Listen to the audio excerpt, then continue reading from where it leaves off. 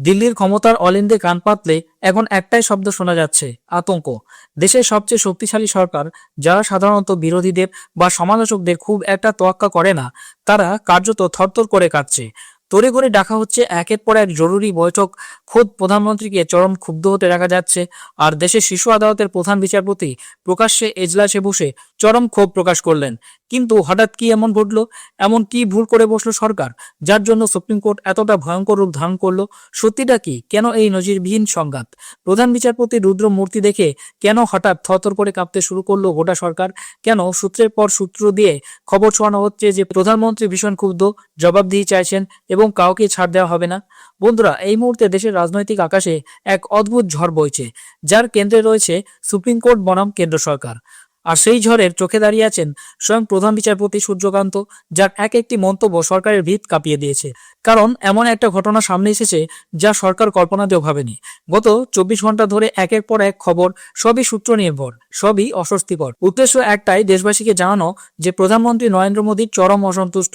তিনি জানতে চাইছেন এই ঘটনার জন্য ঠিক কারা দায়ী, কিভাবে এত বড় একটি সিদ্ধান্ত তার অগোচরে কার্যকর হলো এবং কেন সুপ্রিম কোর্টের মর্যাদায় এমন আঘাত লাগলো।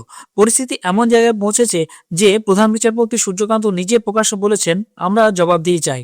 তার কণ্ঠে ছিল বজ্র নির্ঘোষ হেজ মাস্টার রোল। এই শব্দবন্ধ সাধারণত তখনই উচ্চারিত হয় যখন ক্ষমতার শীর্ষস্তরে বসে স্পষ্ট বার্তা দেওয়া হয়, এবার আর রেহাই নেই। বন্ধুরা, আজ আমরা ধাপে ধাপে বুঝে নেব কিভাবে সুপ্রিম কোর্ট সরকারের ওপর এতটা কঠোর হলো, কেন এই ইস্যুতে প্রধান বিচারপতি এত আক্রমণাত্মক অবস্থান নিলেন, আর যদি এই মনোভাব অব্যাহত থাকে তাহলে মোদী সরকারের সামনে কি ভয়ঙ্কর রাজনৈতিক সংকট তৈরি হতে পারে। কিন্তু তার আগে জানতে হবে সেই বিস্ফোরণের উৎস। দুদিন আগে ইন্ডিয়ান এক্সপ্রেস একটি রিপোর্ট প্রকাশ করে যা কার্যত বারুদে আগুন ঢেলে দেয়। সেই রিপোর্ট অনুযায়ী এনসিইআরটির অষ্টম শ্রেণীর সামাজিক বিজ্ঞান বইয়ে একটি নতুন অধ্যায় যুক্ত করা হয়েছে, যার নাম হলো জুডিশিয়ারিতে দুর্নীতি। সেখানে বিচার ব্যবস্থার দুর্নীতি, মামলার পাহাড়, বিচার প্রক্রিয়ার দীর্ঘসূত্রতা, এই সব কিছু তুলে ধরা হয়েছে। অর্থাৎ সরকারি পাঠ্য বইয়ের পাতায় বিচার ব্যবস্থাকে কাঠগড়ায় দাঁড় করানো হয়েছে। এই খবর প্রকাশিত হতেই সুপ্রিম কোর্ট স্বতঃপ্রণোদিতভাবে বিষয়টি গ্রহণ করে, আর তারপরেই শুরু হয় ঝড়। প্রধান বিচারপতি সূর্যকান্ত স্পষ্ট ভাষায় বলেন, যদি একে নিয়ন্ত্রণ না করা যায় তাহলে সাধারণ মানুষের চোখে বিচার ব্যবস্থার মর্যাদা ও বিশ্বাসযোগ্যতা মারাত্মকভাবে ক্ষতিগ্রস্ত হবে। তিনি একে নিছক ভুল বা অসতর্কতা বলে মানতে নারাজ।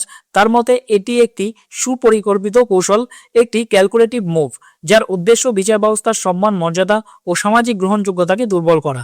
অর্থাৎ সরাসরি ষড়যন্ত্রের ইঙ্গিত দিলেন দেশের প্রধান বিচারপতি। এরপর সুপ্রিম কোর্ট একের পর এক কড়া নির্দেশ জারি করে। এই অধ্যায়যুক্ত বইয়ের সমস্ত পুনর্মুদ্রণ অবিলম্বে বন্ধ করতে হবে, ডিজিটাল ভার্সন প্রত্যাহার করতে হবে, ইতিমধ্যে ছাপা বই বাজার থেকে ফিরিয়ে নিতে হবে। পুরো প্রকাশন প্রক্রিয়ায় কার্যত সম্পূর্ণ নিষেধাজ্ঞা জারি করা হয়। আদালতের এই রুদ্র রূপেই সরকার কার্যত কণ্ঠাসা হয়ে পড়ে। সূত্রের খবর অনুযায়ী মঙ্গলবারের ক্যাবিনেট বৈঠকে প্রধানমন্ত্রী এই বিষয়টি নিয়ে প্রবল ক্ষোভ প্রকাশ করেন এবং প্রশ্ন তোলেন, অষ্টম শ্রেণীর ছাত্রছাত্রীদের এমন অধ্যায় কেন পড়ানো হচ্ছে? কে এই কন্টেন্ট মনিটর করছে?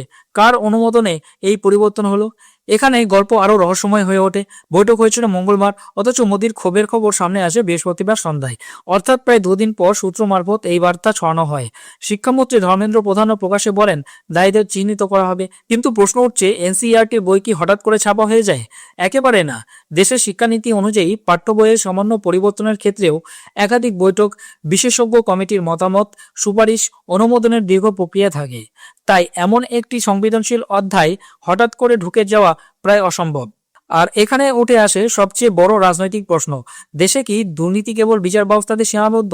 পুলিশ বিভাগ, রাজস্ব দপ্তর, কর্পোরেট জগৎ, প্রশাসন, সব ক্ষেত্রেই তো দুর্নীতি পাহাড় জমে আছে। তাহলে শুধুমাত্র বিচার ব্যবস্থাকে লক্ষ্য করে অধ্যায় কেন? এই প্রশ্নটাই সরাসরি তুলেছেন প্রধান বিচারপতি।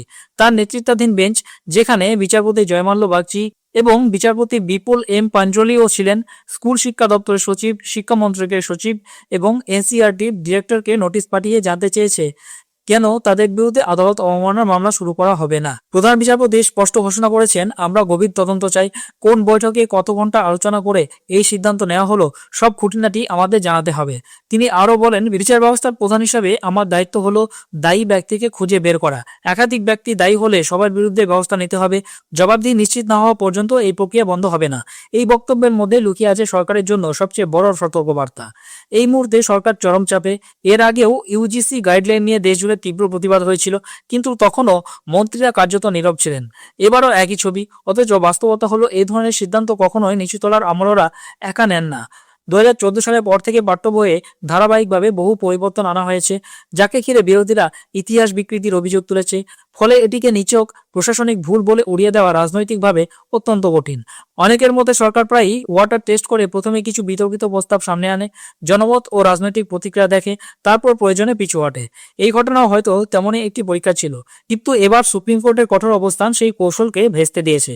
কারণ কোনো সরকারি বিচার ব্যবস্থার সঙ্গে সরাসরি সংঘাতে যেতে চায় না, বিশেষত এমন এক সময়ে যখন একের পর এক মামলায় সরকারের সিদ্ধান্ত সুপ্রিম কোর্টের কাঠগড়ায় দাঁড়িয়ে আছে। এখন প্রশ্ন একটাই, প্রধান বিচারপতি এই বিষয়টি নিয়ে কতদূর যান, কারা কারা শেষ পর্যন্ত দায়ী হিসেবে চিহ্নিত হন, সরকার কি নিজেদের পুরোপুরি আলাদা করে নিতে পারবে, নাকি এই তদন্তের আঁচ গিয়ে পৌঁছবে ক্ষমতার শীর্ষ স্তর পর্যন্ত? এই পুরো ঘটনা একটাই স্পষ্ট বার্তা দিচ্ছে, বিচার ব্যবস্থার মর্যাদা নিয়ে কোনো আপোষ সুপ্রিম কোর্ট করবে না। আর সেই অনমনীয় মনোভাবই এই মুহূর্তে সরকারকে সবচেয়ে বেশি আতঙ্কিত করে তুলেছে। আপনাদের কি মনে হয়, প্রধান বিচারপতির এই রুদ্ররূপ যদি বজায় থাকে, তবে মোদী সরকারের সামনে কতটা বড় রাজনৈতিক সংকট তৈরি হতে পারে? কমেন্ট বক্সে অবশ্যই আপনার মতামত জানান।